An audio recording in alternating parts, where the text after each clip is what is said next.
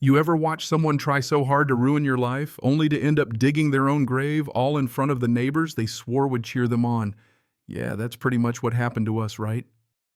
In the middle of a sunny Tuesday morning, coffee still warm in my hand, my wife Lisa, standing next to our slightly crookedly parked car, and Barbara Fletcher, the self-crowned HOA president, already rehearsing her big gotcha speech for whoever'd listen. I should have known something wild was brewing the way Lisa just flashed me that little smile, not her usual, but that one she saves for moments when she's 10 steps ahead of everyone else in the room. See, Lisa's always played her cards close to the chest. She's not the shout-in-your-face type. No, she goes quiet, calm, dangerous, in a way you can't put your finger on until it's too late.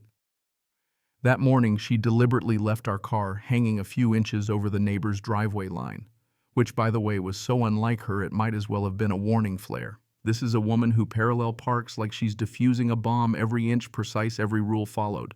So me seeing her do that, I knew she was setting bait, and I just didn't know for what. 20 minutes later on the dot, like she had been standing at the window with a stopwatch.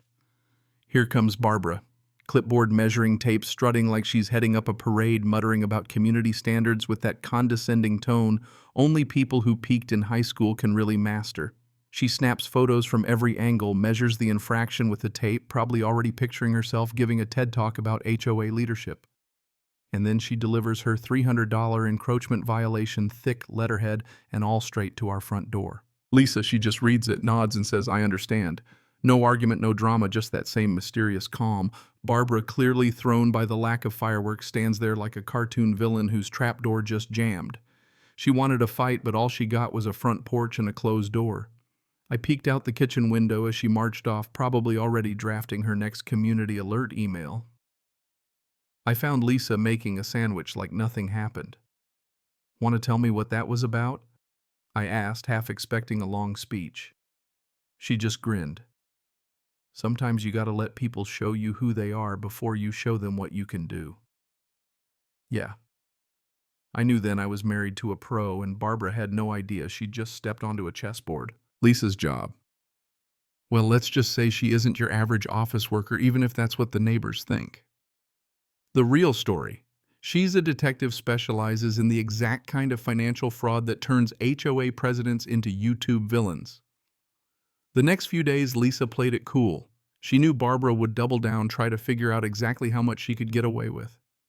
Sure enough, a letter arrives, multi-page, written in what I swear is passive-aggressive Times New Roman, accusing Lisa of disrespecting hardworking families and flaunting privilege on social media.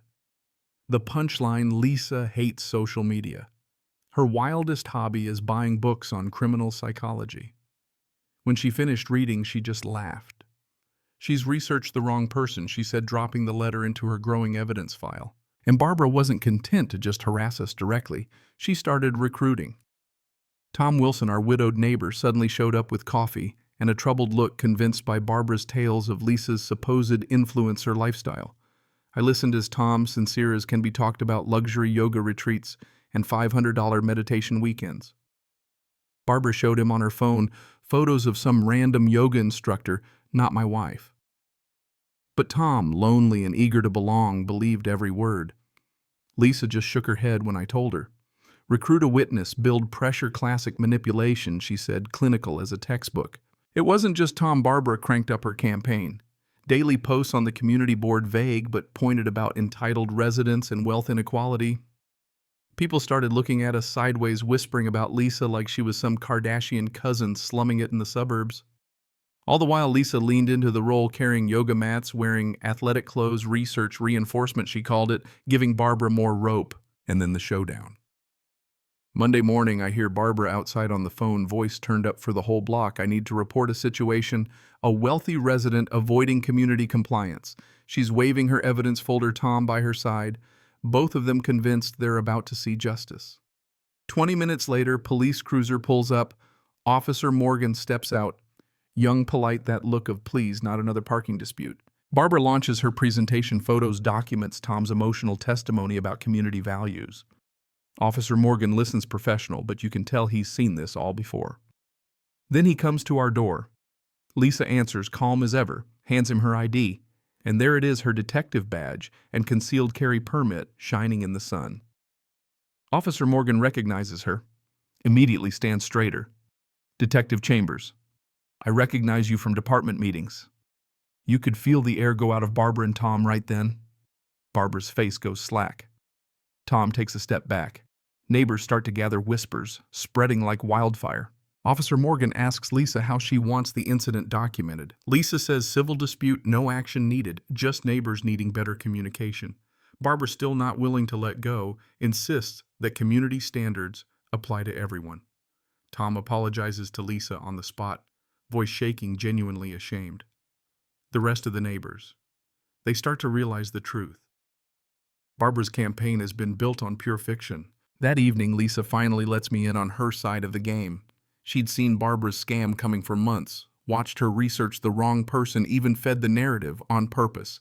Yoga mats, expensive groceries, playing into every assumption Barbara made. But the best part, while Barbara was building her case, Lisa was gathering evidence of her own 18 months of documentation showing Barbara systematically scamming 15 families for over $25,000 using fake violations, intimidation, and carefully targeted pressure. Tom, now our ally, brings over stacks of messages from Barbara, coaching him spinning stories using his grief for her agenda.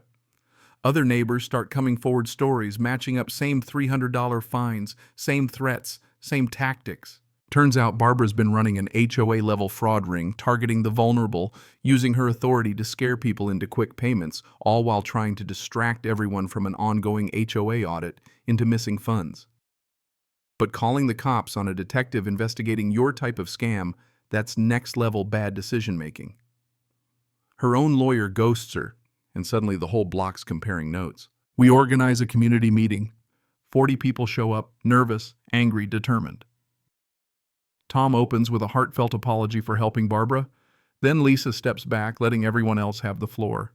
Family after family tells their story. Fake grass violations, invented mailbox colors, flower bed rules that don't exist. The visual evidence is damning: timelines, letters, screenshots, payment records. Barbara tries to claim she's being attacked, demands a lawyer, calls it mob justice, but no one's buying it anymore. The vote is unanimous. Barbara has 30 days to pay back every cent plus interest and then leave the neighborhood for good. Otherwise, immediate arrest, federal charges for fraud, extortion, and harassment of a law enforcement officer. Watching Barbara go house to house, apologizing in detail to every victim, is almost tragic. Each family makes her say exactly what she did. The Johnsons for fake garden fines, the Patels for made-up flowerbed violations, the Coopers for mailbox color shakedowns. Tom, shaking but resolute, tells her, "You used my wife's death as a weapon. That's unforgivable." And with each apology, the grip Barbara held over the community dissolves.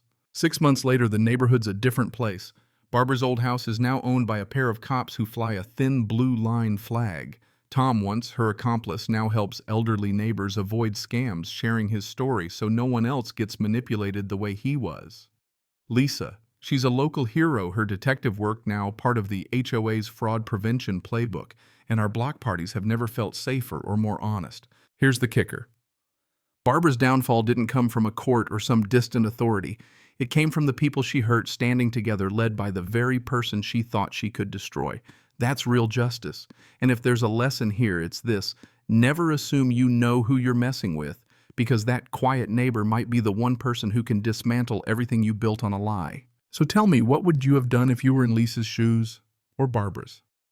Drop a comment. Let's hear your take on what real justice looks like when a whole community stands up for itself.